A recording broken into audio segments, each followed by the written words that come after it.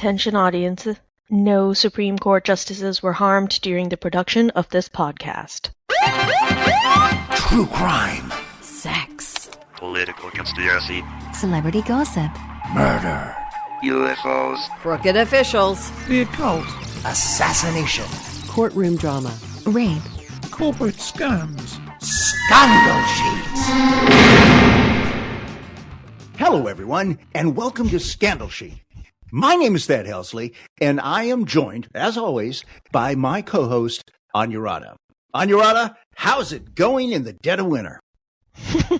Hello, Thad.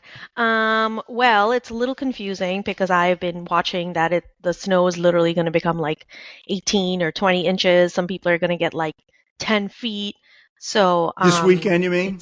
Coming up? It's very interesting. Yeah, it's like, what the heck? How did that even happen? So it's going to be wild. Yeah. Good times we're living in. But, you know, what's going to warm us up on Urata is because we're very excited today.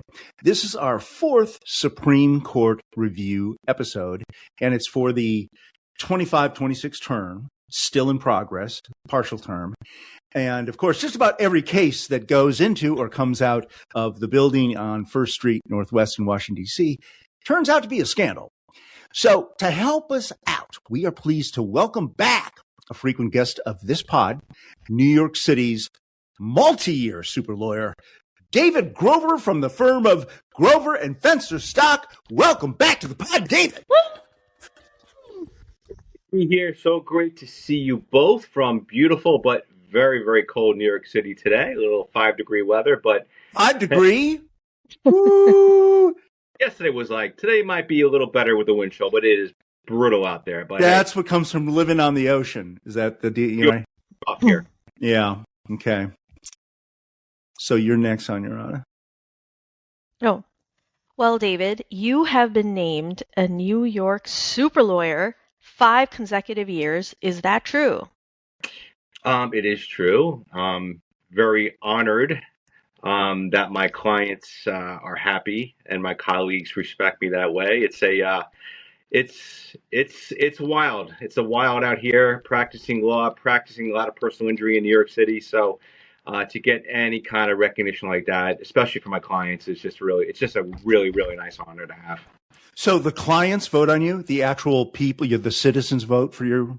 That's awesome. Well, for this particular thing, the clients, I guess, spread the word, but really it's my colleagues who see what we do and they nominate it. They do. It's a peer group thing like the Oscars or something? Kind of. They nominate us and then the organization does their own evaluation and that's how they come up with it. So, yeah, it is really a nice, just such an honor to have that. Definitely humbling as someone to do. That's really cool. Yeah. Like, what do you get? Like an award? Do you get like a fancy dinner? Pretty much an award. That's it. And sometimes they give you a box of wine or something like that. But it's kind of, send you a few bottles of good wine. That's about it. But it's like when the Grinch That Stole Christmas with Jim Carrey came in and says, somebody said something about a check? A large check? It comes down to. So that's what matters to us. Okay. That's so cool. How come you don't nominate me for anything, Thad? I am nominating you for Best Actress in a Podcast. I'm just trying to figure out which one. And they're all like $500 to get into, but I will nominate you. Don't worry. So many options. Yep. So, I always like to mention this when you join us to talk about constitutional law, because, when some of our listeners hear that you're from New York City, they will quip that, just another crazy New York liberal. But when they hear you, they are surprised, pleasantly surprised that you are a very fair and balanced person. I think to be a good attorney, you really have to see both sides of every case to really do your job as an advocate. So that, to me, that's such an important attribute to have. And I think also, and I think we mentioned this years ago when we first spoke about it, I never forget when I was in law school. And what you do in law school is you read cases. You read them, then you read the dissent. So what I noticed is you read the majority opinion, you say, yeah, that's right. Totally makes sense. They're correct. Then you read the dissent, you go, that's true too. That's a good point. So I think you really have to really grasp a case, you really have to see both sides to it, or else you're not really doing your job. Mm-hmm. Now, I'm sort of ambushing you because I didn't put this in the rundown. I just thought of it. But recently, there was a movie that's probably going to win a lot of Academy Awards with Russell Crowe called Nuremberg, which is about the Nuremberg trials after World War II. And, they were trying to make it as fair as, at least, picture-wise, as fair as possible. So all the Nazi generals had attorneys, who got to advocate for them, got to argue a case. Would you have taken that case? A lot of those guys were Jewish too. Oh boy, I don't know. You draw a line somewhere, huh? Never wanted to work in criminal law. That was the exact reason. I did not want to defend guilty people, right? I understand the Constitution. I understand that alleged accused criminals should have great representation. It's really important to have that. So I completely respect it, but I just didn't want to do it. I didn't want to get involved in something like that. I wanted to get involved with more what I do, which is personal injury. I deal with insurance companies, I deal with clients. I help them. I never wanted to do something that I go home with and I couldn't sleep at night because there's something Right, so, because everybody you represent is a victim of something, right? I mean, they're the good guys. Or they did it. It's a civil victim. And I remember years ago when I first started out, one of my friends was a criminal defense attorney. And what happens was she used to share emails and texts with people after they got someone acquitted. Mm-hmm. Hey, congratulations, great job, great job. And I said, wow, they're celebrating essentially a criminal getting off. Yeah. And then the guy goes out and kills somebody, right? Yeah, I mean, it would bother. Look, again, there are innocent people out there that need representation. Right. Need to be acquitted. So, I get that. So it was too, didn't want to get involved. It was just too much. I want to be able to sleep at night. And by the way, that goes even as a prosecutor. Because even as a prosecutor, I worked in DA's office in the summertime.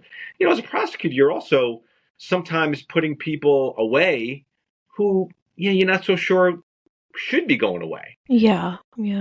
That too. And you're like, well, I don't know. They had a rough life. They didn't do anything so terrible. So, it goes both ways. So that's why criminal law, I never wanted to get involved in. Nuremberg, yes, especially I would never. Yeah, it's a little extreme. That was unfair. I guess that was unfair. But So David's not going to be Diddy's lawyer anytime soon. Let's just say that.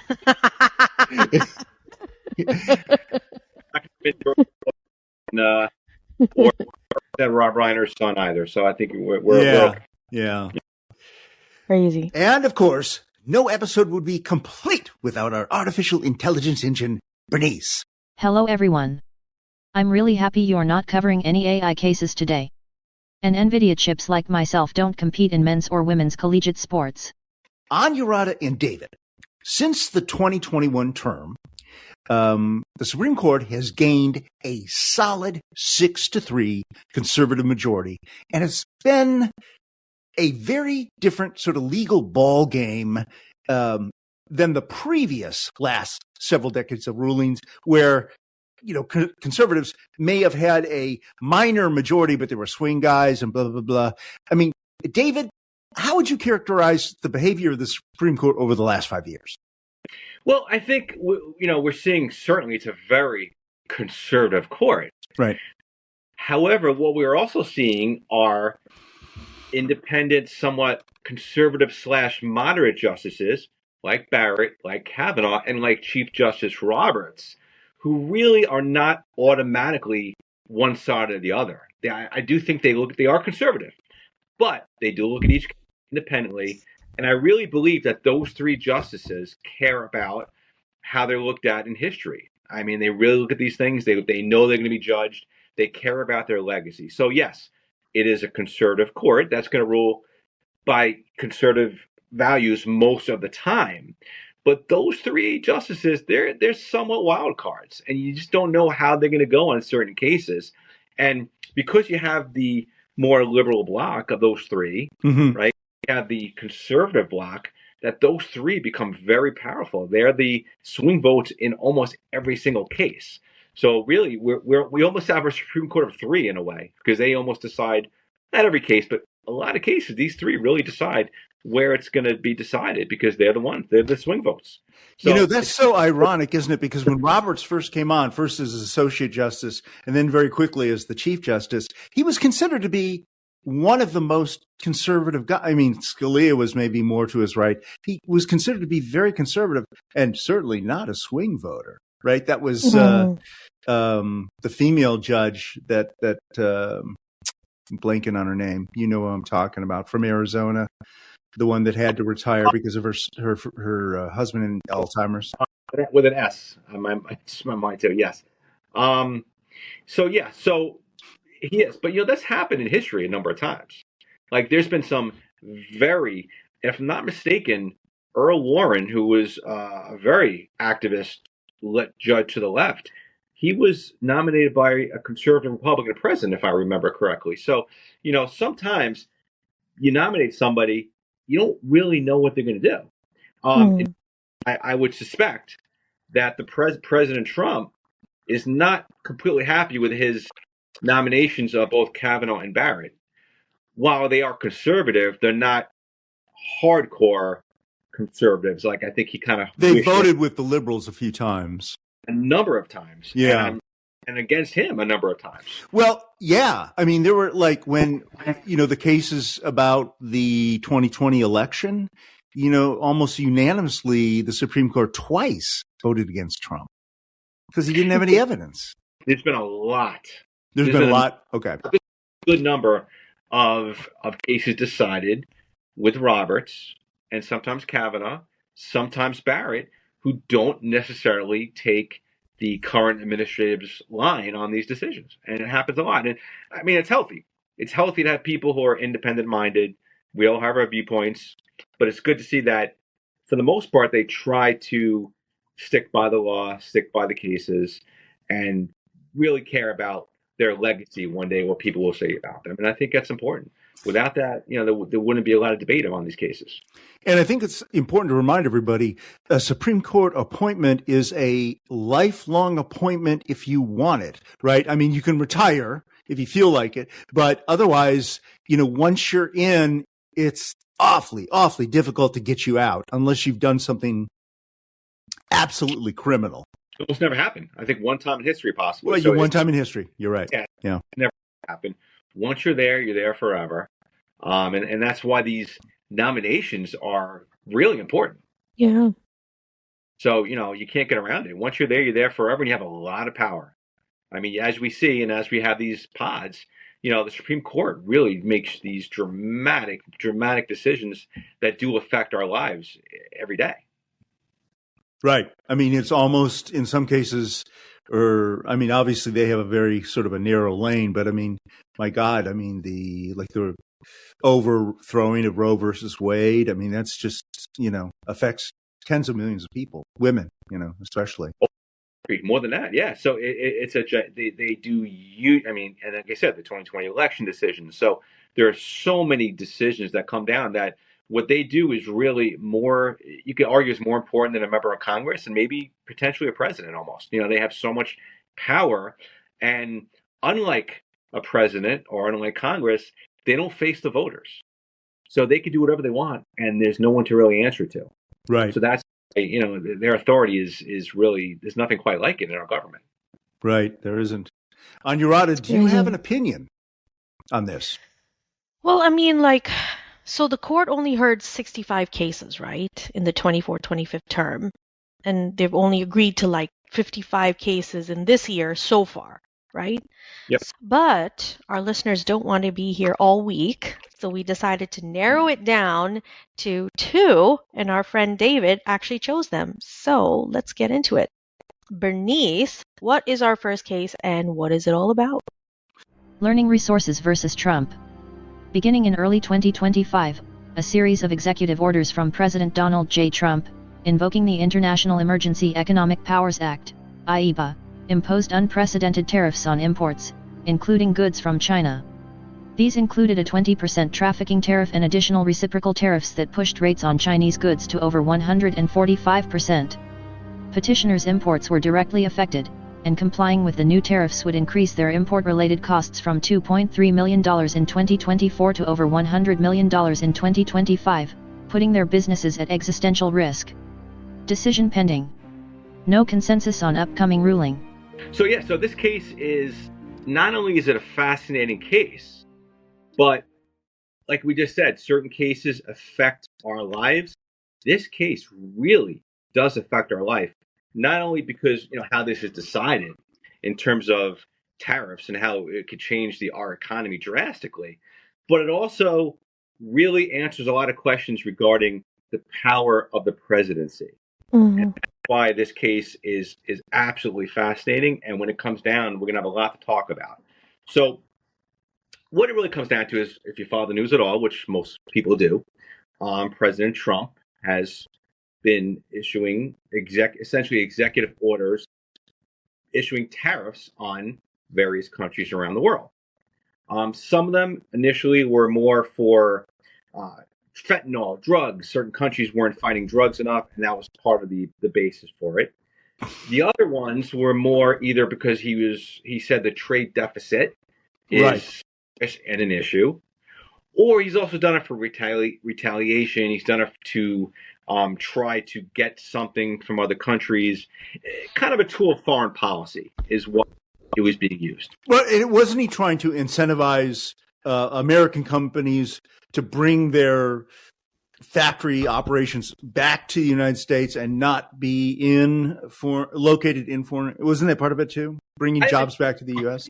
Part of it too. Okay. Which I guess that's also related somewhat to the trade deficit. Right. So yeah, but and that was kind of part of it too. And this is really something that has never been done before. Nixon did something years ago, 10% for a limited period of time. It went through the courts, but nothing quite like this. Not at this scale. I mean, even Barack Obama and George Bush II dabbled in it a little bit. And then when they saw inflation go through the roof, they said, "Oh," and they backed off and they ran away. But at this scale, nobody's tried it at this scale, not since World War II, at least, right? Not like it. And it really comes down to the Constitution, right? Article 1, Congress is the branch that could lay taxes. They're the ones who initiate revenue bills. The House of Representatives has to be the one who actually started. So that's the Constitution. Bam, right? How is he doing this? Well, there's something called the International Emergency Economic Powers Act. Okay? He's utilizing this act, came in 1977. 1977? 1977, yeah. And the president broad powers to do things, to declare an emergency, and to do broad things. So it's got to be an emergency. Has to be an emergency. Okay.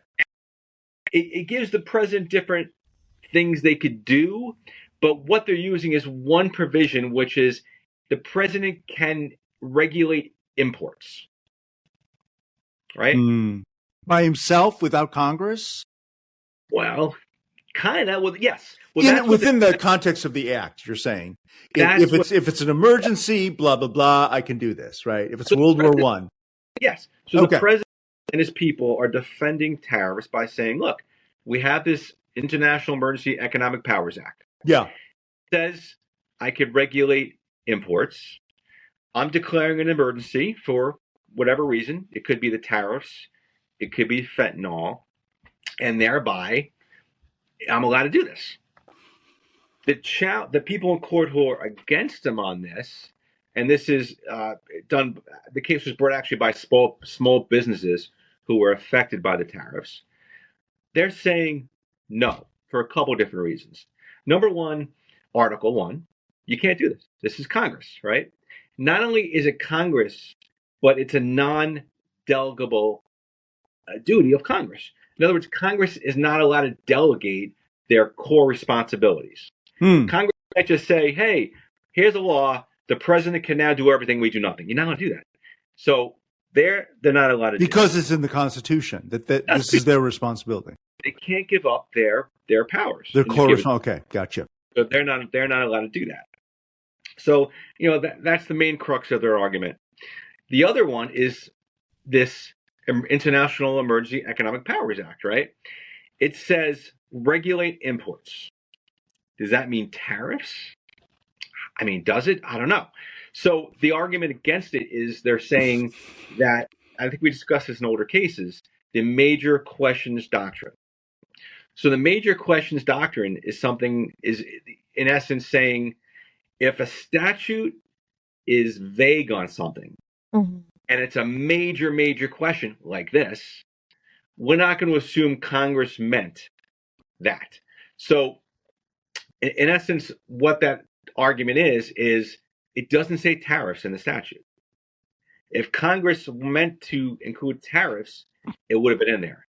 It's vague, and because it's vague, we're not going to allow it because it's such a major question. The major questions doctrine. Well, and I always hear in other podcasts that are specific about constitutional law or whatever that, the courts generally give a wide when there's vagueness in the law, they give a lot of latitude to who's ever in charge, president, whatever, right?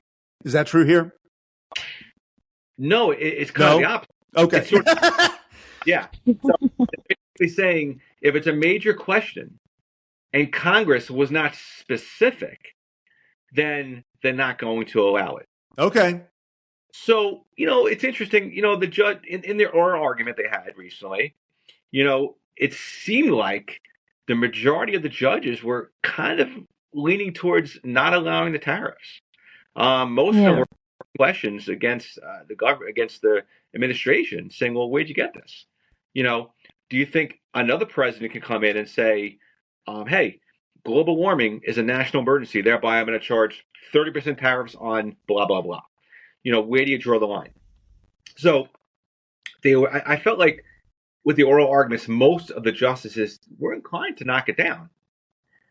However, here's the problem. Now we have practicality. Mm-hmm. Has collected an enormous amount of money from these tariffs. If they knock down the right of the president to collect these tariffs, what happens to the money? Where does it go? So, now we get into, well, there's the law and there's what's practical. So they have to figure out how to do this. Do they want to just follow what they seem to indicate as the law and say, president can't do that? Will they try to find like a middle ground and maybe say, okay, they can't do it going forward, which is kind of strange because you're saying something that wasn't allowed, but you're allowing it to go through. So it gets a little tricky. And this is where, Justice Roberts, who brings people together, he's the guy who, helps forge coalitions, has to bring enough people together to come up with a plan here that, yes, will knock down the right to tariff without Congress, but at the same time, follow the law. It's, and follow the law, but also make it so it doesn't do anything drastic to our economy. So that's the tricky part. Well, and if what he did was struck down, I mean, one of the things that people talk about is, well, what are we going to do? I mean, give people a refund? Where does that money come from? And the thing is, the effects of the tariffs affect us as personal consumers because the people who have incoming tariff products, they compensate by raising the prices on us. Yeah. Now, we're not going to get a refund, are we? I'm not going to get a refund from, French wine or, a t-shirt like this one, a t-shirt that was made in South Korea or something. So am I? I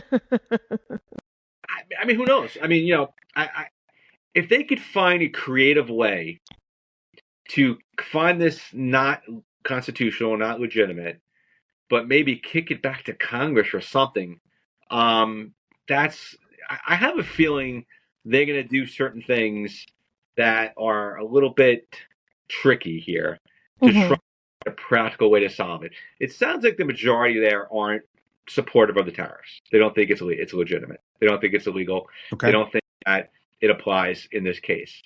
That's just, look, you never know what happens once they vote. But that's the impression that we're getting from these arguments. They may try to come up with a way to make it so, who knows, Congress gets to decide, the money gets returned somehow. I don't know how they would do it, but there's a pretty good chance they're going to say no. And then what happens then? Anybody's guess. Mm-hmm. Well, I mean, I would really hope so, because I feel like it's a little bit ridiculous. I mean, like David, this case was heard before Trump began using tariffs to punish countries who didn't do pretty much what he likes. Like, so for example, he was threatening to tariff many of our NATO allies because they supported Denmark in wanting to keep Greenland part of their kingdom. So it's like, is that even different? You know what I mean?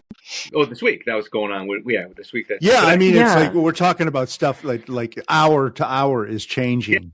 Oh, But, Exactly. but I mean, she makes an amazing point. I mean, can he do that? Can he weaponize tariffs? well, that's why we have this discussion. That's why we have this. I'm sending this podcast right to John Roberts. But I'll tell you what. Here's why I think there's a chance. It's a good chance it gets knocked out. Okay. Justice Gorsuch was really questioning this at oral argument. He didn't seem to agree. He seemed to be against the administration on this. So there wasn't too much support. I think Justice Thomas, who typically almost every time sides with the administration, he thought emergency power. It's an emergency. The president needs to have the authority to handle this. Foreign, the argument was foreign policy, emergencies. There are arguments on the other side, which is emergencies happen, and the president needs to have these tools in the case of an emergency to help our country in emergency situations. So, and yes, like you mentioned, other presidents have done it to some extent. I think if he did like a 10% tariff for 6 months with whatever Syria, I don't think it would have been a big deal. But I think because they're in essence permanent, Yeah. they're widespread. I think that's why even the conservatives on the court seem to be somewhat skeptical of this. And yeah, it sounds like it's going to be knocked down, but the question is how and what. And when? Yeah, so it's and then we have I'm not going to get into it could be a constitutional crisis. Yeah, I mean, what if the administration says no? So there's just can they? No, but who knows, right? Well, there was the famous case during the Andrew Jackson presidency where they were trying to get all the Cherokee Indians out of Georgia, and this is back in the early 19th century, and the Supreme Court, and the Cherokee Indians were very, very savvy in terms of having lawyers and sort of being assimilated into, the normal culture. And it went all the way to the Supreme Court, and the Supreme Court ruled on behalf of the Cherokee Indians, and they said, no,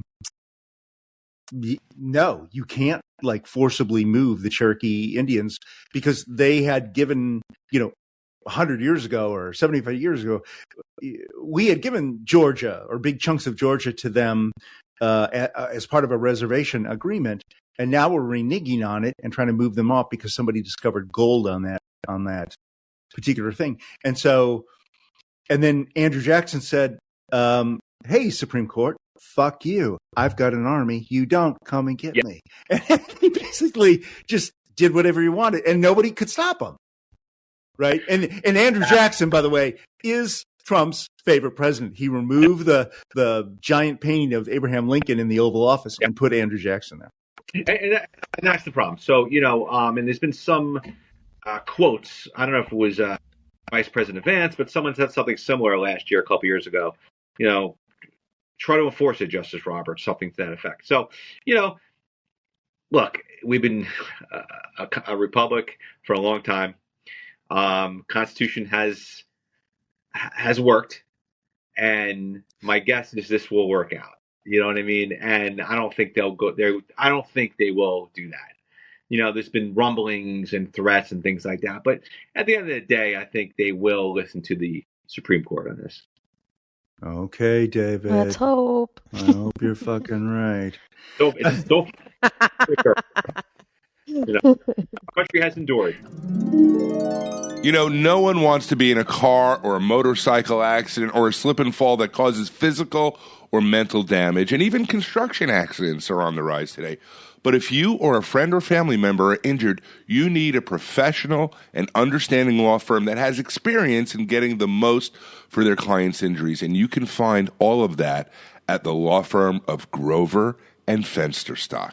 They are a premier personal injury firm located in New York City, and their track record is excellent. They have years of experience working and winning for their clients. Now, they offer a free consultation, and they only get paid when you get paid.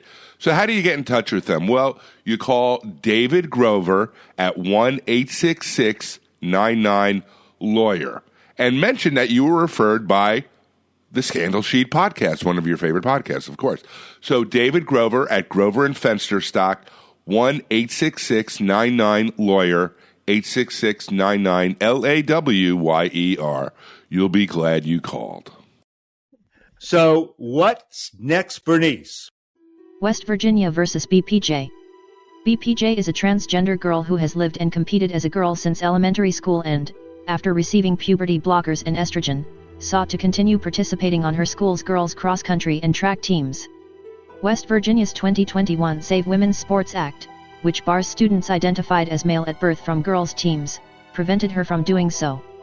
BPJ, through her mother, sued state and education officials, alleging violations of the Equal Protection Clause in Title IX. Does Title IX or the Equal Protection Clause prohibit a state from assigning students to girls' and boys' sports teams based on their biological sex as determined at birth?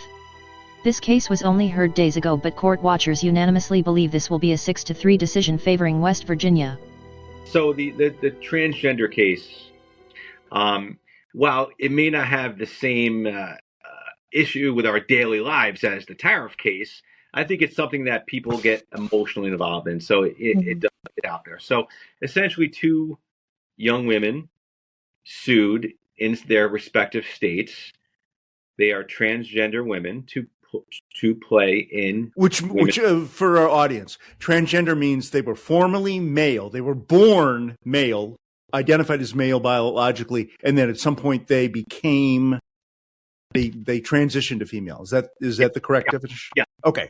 Thanks. Chester, Idaho. Now, I should add a little fact pattern to this as well, which is these two transgender women, these athletes, actually took medication when they were younger, so they never actually went through puberty. Oh, really? So because they were so they knew they were not the right gender even before 12 or 13. Yeah. So now this gets in, this we'll talk about this later, and there was some surprise questions in the argument about this from the conservative side again.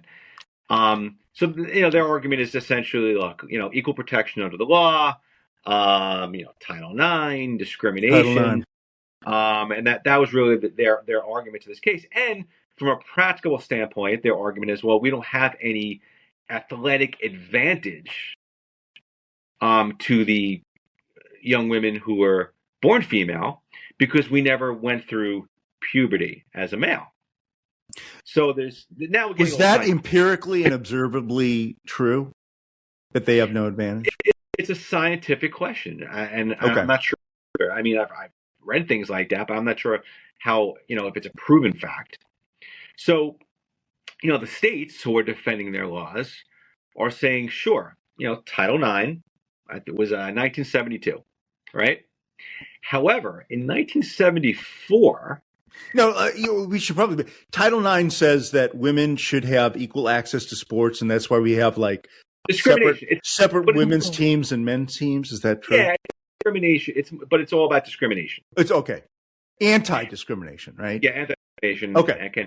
Now, 2 years later, there was something called the Javits Amendment, sponsored by, I don't know if you know who Jacob Javits was, senator from New York. Have you ever heard of the Javits Center? No, I'm going to look it up now. I think I missed that. Sorry. The very, very big convention center in New York City. Okay. Anytime there's an event, a convention, it's done in the Javits Center.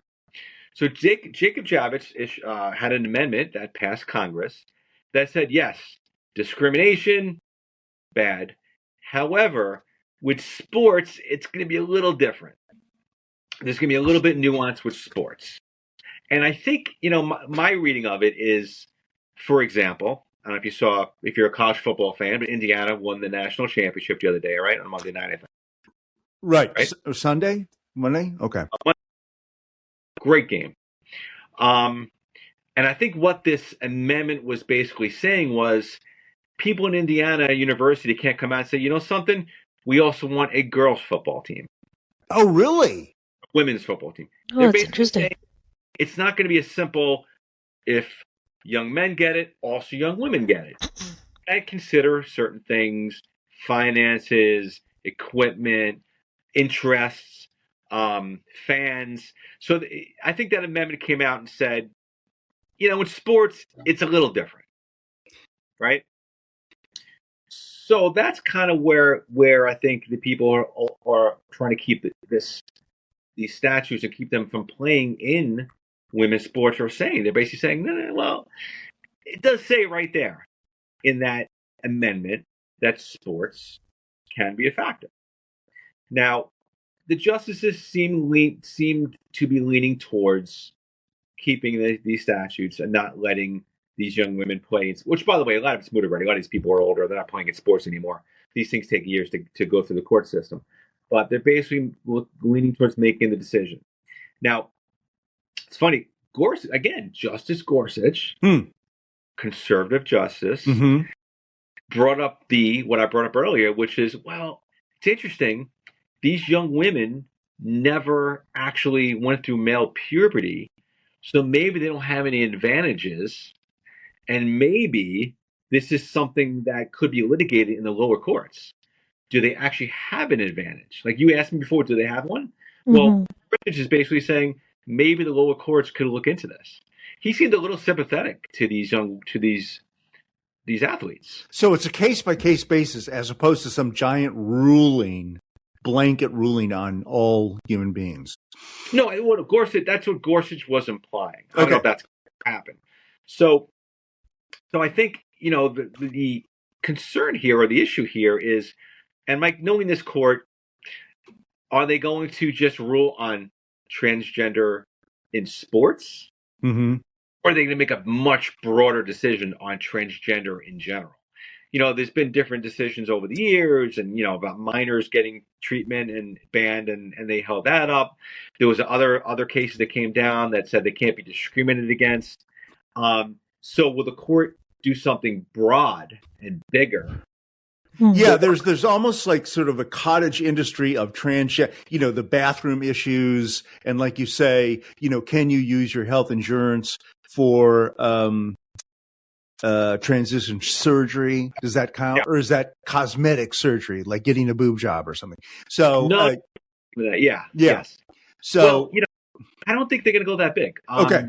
Because not only did you have Gorsuch say that, but Kavanaugh seemed to also indicate that he wasn't so big on. It sounds like Kavanaugh wanted to make it a state-by-state issue. He didn't want to overrule the 20-something states that allow transgender women to play in women's sports. So it sounds like they don't want to make these a big broad stroke. And if you know Justice Roberts, it kind of sounds like something he'd like to avoid. And I think when in doubt, the swing votes in the Supreme Court, they tend to want to push things to the state. They don't want to make these broad proclamations. They want to say, all right, you know, states, you guys decide. So it's kind of like, if you listen to the argument, it sounds like kind of the route they're going on this. They're probably going to uphold it, and they're probably going to just limit it to sports. Hello, Scandal Sheeters. I'm one of your hosts, Anuradha. I want to ask you a personal favor. We recently launched on Patreon. Patreon is a platform where you can help support artists like us for as little as the price of one Starbucks coffee per month. It's really cool because as a Scandal Sheet subscriber, we can provide you with exclusive bonus content like uncut versions of episodes, transcripts, and bonus episodes. And you get to know Thad and I on a more personal level and stay tuned with all our antics. It's super easy to do. Just go to patreon.com/Scandal Sheet and sign up. It takes only seconds. Patreon is spelled Patreon. Again, that's patreon.com/Scandal Sheet. You'd really be doing me a favor because Thad owes me money, freaking deadbeat. Thank you, wonderful scandal sheeters. Now on with our show. Well, I thought it was interesting because, like, I do feel like it is kind of cutting across party lines. So we talked about, Gorsuch, who's very conservative, having sympathy, right? But from the very left-leaning folks, they're actually uncomfortable with the idea that former boys, now transition girls, are competing against biologically born girls in collegiate sports. So it's interesting how they're kind of like switching a little bit. Not everyone, but some folks. Yeah, and Justice Barrett, Comey Barrett, said something interesting to the effect of, well, and she was talking about against the equal protection in this case, and said, yeah, but is this going to be used for boys who aren't that great at sports and maybe they want to play in the girls' team? Like, she brought up some more practical, maybe to overall equal protection, because now, what about the protection of the girls, born girls who play in the sports? So, there's someone. It's more like a red meat thing for different groups of people. It's not going to affect a lot of people, but it's going to get a lot of press and a lot of media attention. But it sounds like there's going to be some decision that does uphold these state statutes that do not allow these transgender young women to play in female sports.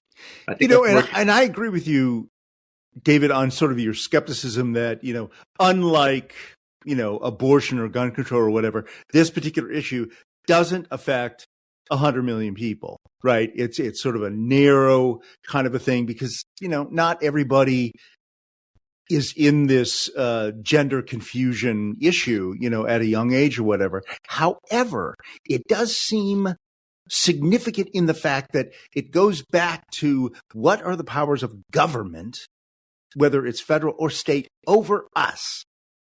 What can they tell us to do? I mean, wasn't the whole idea of the Constitution is like the 10th and 9th Amendment is like any powers that are not specifically granted to the federal government or the state governments belong to the people, right? They don't belong to the government. The government can't insert itself. This is Nazi Germany, right? Well, remember, it's also under Title IX. It involves any entity that's funded with federal dollars. Okay, that's where it comes in. Okay. That's how they're allowed to do it. And by the way, these are state statutes.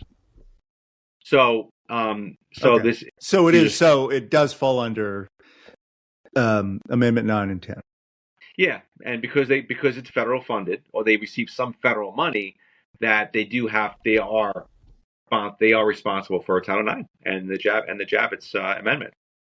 So, it's going to be a big decision when it comes down. It may not affect a lot of people, but it's going to be a big decision. It's going to be a rallying cry, I think, for a lot of people.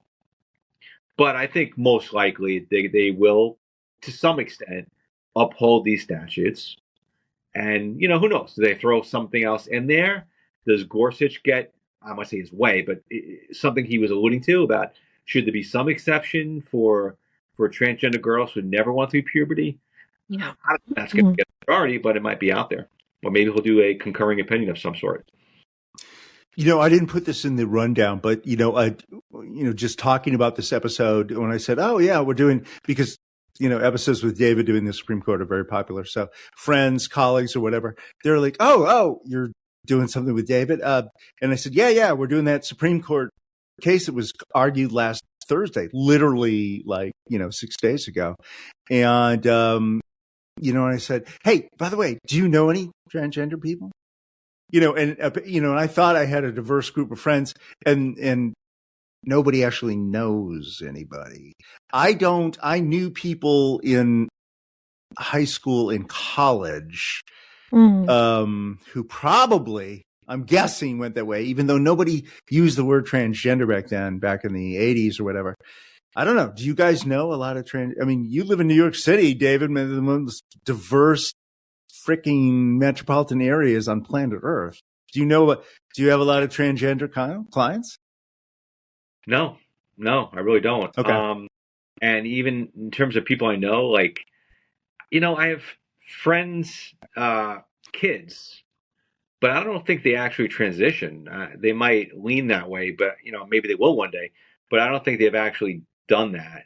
I've Are they seen, just influenced by sort of the wave of things, especially the way young people are, where the way they dress or the music that they listen to? Do they think I'm transgender just because it sounds cool at the moment?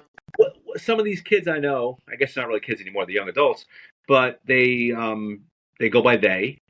They Right. they dress the girl. They were born female, and they dress like boys. Maybe they use a boy type of name. I don't think they had any procedures done or anything like that. But they're non-binary or whatever, or Yeah. they're Like genderless, kind of. yeah. So, Okay. but like you said, it's not that widespread. Although maybe a lot of people, like in business, a lot of people now, in their email signature when they send you an email or whatever, have in their pronouns. Yeah, he, like they she, them or she did that type they, of thing. Yeah. they tell you, like, as it's almost like in LinkedIn, your LinkedIn profile, they sort of expect you to announce the pronouns that you prefer. So it might be different. I don't know what's going to happen. Look, I tell people the story. I tell my kids. I said, I went to high school. I graduated, I think, with 550 people. Do you know how many outward homosexual gay people were in my class? I have no idea. None. Zero. Are you sure? Okay. How do you know that? No, out. That were out. That were out. Oh, there were zero that were out. Okay, there could have been That's crazy. non-outs, right? I mean, now I know a few that maybe are. But my point is, back then, nobody came out, or most people didn't come out back then. Yeah. So 550 people. Because you were graduating in the 90s, the early late 80s? So, okay. However, my kids, when they went to school, they know a lot because it's something that people, especially young people, are able to come out and not have too much fear to come out this way. So I guess my point is maybe years from now it'll be similar to this. I don't know. Right now it seems like no, but society changes sometimes and things become accepted. Think about when the Supreme Court ruled that gay marriage was a constitutional right. Yeah, that was during the Obama administration, and that was a conservative court, right? A big deal. Yeah, big it was deal. a big deal. Yeah. Now, like, oh really? I mean, it just doesn't. You so used to it these days. It becomes part of our society that you don't really think of it anymore as a big deal. I think it's like interesting because sometimes the question is like raised that back in the day, right, people weren't really coming out. A lot of people are coming out now. Is it and not necessarily coming out as like gay, but coming out like, hey, I don't identify as male or female. I'm this, or, so they're talking a lot about that now. So what does it mean? Does it mean, some people ask, like, does it mean like people are just more aware of it? So now they're like, oh, hey, yeah, maybe that's me. Or is it media influencing things where people are like, oh, you know what? I don't feel good. Maybe I'm this, or, I'm not happy with myself. Maybe I should do this. You know what I mean? So it's like, it's always like a question because I know that, obviously I have a lot of, folks that have had kids around me, that kind of thing. And in schools, it's crazy because there are a lot of teachers that are now getting training in identifying and being able to talk to parents if they think that if the kid thinks that they are born in the wrong body, which is so crazy. You know what I mean? Like, and that kind of that's maybe another episode, but that kind of begs the question, like, is that okay? You know what I mean? Where like the teachers are going to the parents and being like, hey, you should really start to help your kid transition because they're not, you know what I mean? It's crazy. It can go in so many different directions. And then it's like, are you supportive? Are you being supportive, or are you hurting the child? Right? What does the child really know at the age of 9 or 10? You know what I mean? It's definitely an episode because that's a tricky question. It's crazy. It can really go in And that's what a very lot of many these different laws directions. in more conservative states are coming from, where they're trying to prevent sort of the nominal encouragement of people transitioning, by the very existence of a program where there's a brochure or there's a poster on the wall in the school or whatever. Oh, are you male? Are you female? Do you know? We'll help you out. And using state dollars, federal dollars, insurance dollars, whatever. And that that is just fueling this whole thing. And at least in my experience back, when I was in college in the 80s, when I was going to film school, performing arts program, also doing a lot of theater and stuff like that. And a lot of my fellow students were openly gay, unashamedly. And I guess you could argue that the performing arts world is very opening to people of, different orientation stuff. The thing was, I was actually very straight and actually a total nerd. Blue jeans, white Oxford shirt. They would call me, "Hey, Thad's our token straight guy." So, but, I got along with everybody. I was fine. I love these guys, and it was totally not like, whatever the cliche TV shows, Grace and whatever, where the gay guy is, the gay guy is always, just like a flip wrist crazy person. You could not tell somebody was gay. I couldn't, at least. A woman or a man was gay, except for the fact, if you're at a party and everybody's getting, a little wasted, then you could see where everybody's hooking up with, okay, now I know. But otherwise you didn't know. And no one ever messed with me and tried to convert me, to bisexuality or anything. So, I had to look at go to the business school if I wanted a straight girl. But, and there was all this stuff among like evangelical Christians where they were like, okay, we can convert you back. You think you're gay? We can convert you back. We got this program. We're going to convert you back. And now, now it's 40 years later. I'm thinking, wow, this thing feels like the same thing. Like you said, David, there was years ago, 15 years ago, where they legalized or essentially legalized gay marriage. And now everybody's attention is turned to this transgender question. And I don't know. It's probably going to become, like most things, it'll become more normalized over the years. It's not, and one day it'll be not a big deal, I guess. Yeah.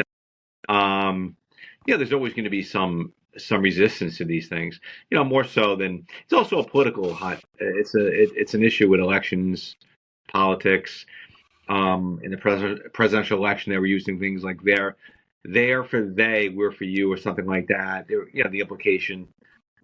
So it's gonna be a hot issue for a while. But look, I think it helped them that you had Bruce Jenner, Caitlyn Jenner. Yeah. Boy, that one really kind of threw me for a loop when I first. And that's another thing, right? Because like Bruce Jenner, so when Bruce Jenner transitioned. And, she came out and was like, pushing folks and like, you can do it. I support you. Some people who were transitioning or they were about to transition were actually really annoyed and angry. And they're like, that hasn't been our experience. That's your experience because you're an athlete, you're a famous Olympian. Like, don't say that is everyone's experience because it's not. You know what I mean? Because to be honest, her transition was, I know there were some people who were so used to seeing Bruce and they viewed Bruce as like Bruce. And then all of a sudden they're like, wait, what the hell? So I know that there are some folks, but her transition was actually pretty well accepted for the most part. Right? Like, Kris Jenner, folks that were really badly impacted by her transitioning, they ended up just really loving and accepting her, and that hasn't been really everyone's case. I've seen folks that I went to school with that transitioned, and it's so interesting because I feel like even though it all sits in the LGBTQA umbrella. At this point, David dropped off the session due to technical issues, but Anuradha and Thad continued. So I kind of actually view it separately from like people that are gay and like people that are transgender, just because like I don't know, I just feel like sometimes and you know and to each their own, right? But I just feel like sometimes when I've spoken, and I haven't spoken to a lot, but when I've spoken to one or two transgender people or read interviews, right? They almost want to kill their previous life. Like they're like, no, that wasn't me. You know what I mean? Like they don't really want to look back at when they were the other like when they were their gender they were born in. You know, so I just find that that's very interesting, because I feel like, you know, gay people are just, they're not really like, I don't know, they're more kind of accepting about how they were before they realize like, okay, yeah, I'm gay. You know what I mean? So I just feel like it's just a very interesting thing. Now, to be fair, these two women athletes, they knew early on, they started transitioning way before, you know, they were very puberty. Young. They were like in elementary school or junior high school, yeah. So I just feel like, I do feel like this is something that needs to be a case-by-case basis, right? Like they did hit it before puberty happened. They were going through the full transition. Like it's not just like they're male and then they're like, no, I want to play on this, and then they haven't done any of the work. You know what I mean? Like these two women were already going through the process. They were changing themselves. So to like, you know, and they started very early on before puberty to change themselves. So to deny them, I don't necessarily agree with that personally, you know? So I don't know. I feel like this needs to be something that's case by case, but maybe that's just me. Well, David Grover, thank you very much. Grover and Fensterstock, thank you very much for coming with us today. And our audience is going to love you, David. Thank you very much. Woo! Thank you. Please follow or subscribe to Scandal Sheet on your favorite pod platform. And share it with all your friends. We'd also love it if you'd leave us a shameless, over-the-top rave review on Apple Podcasts especially. That helps us build audience. And we would really appreciate it if you could support us on Patreon, where you can enjoy premium bonus content for less than the price of a cup of coffee at Starbucks. Just go to patreon.com/scandalsheet. Also, we want to hear from you. You can reach us online at Facebook or X, formerly Twitter, LinkedIn, or TikTok. Or just send us an email to scandalsheetpod@gmail.com. See you next time on Scandal Sheet!